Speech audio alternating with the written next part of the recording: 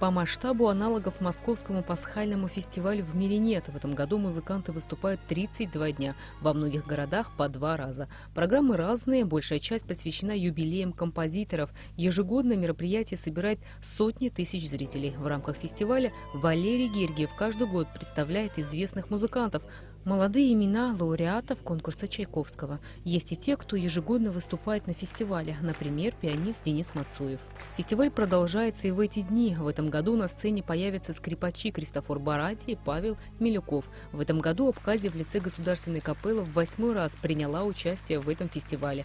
Концертная программа была разделена на несколько частей. Наша капелла уже вернулась в республику. Ее руководитель Нора Аджинджел отмечает, что для всего коллектива самым главным является то, что с московской сцены звучала абхазская музыка. На таких фестивалях мы принимаем участие. Это для нас огромная радость, большая честь. Я очень благодарна всем организаторам, которые которые помогают и приглашают.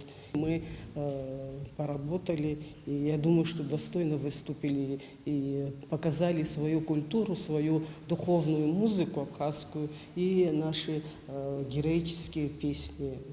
Пасхальный фестиваль – ежегодный праздник классической музыки и колокольного звона, основанный по инициативе главного дирижера Мариинского театра маэстро Валерия Гергиева.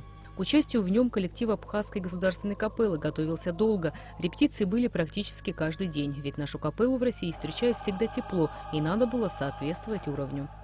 Мы экзотика, можно сказать, для такого прагматичного мира сегодняшнего, когда и хочется людям вернуться к своим первоистокам.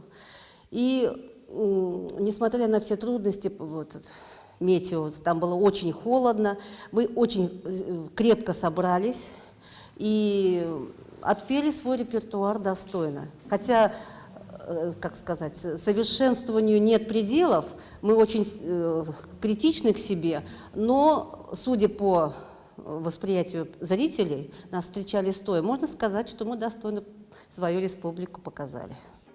Завершится фестиваль 9 мая, в День Великой Победы, традиционным концертом под открытым небом на Поклонной горе и вечерним представлением в Большом зале Московской консерватории. Рената Шакаева, Тамур Гожба, Абхазское телевидение.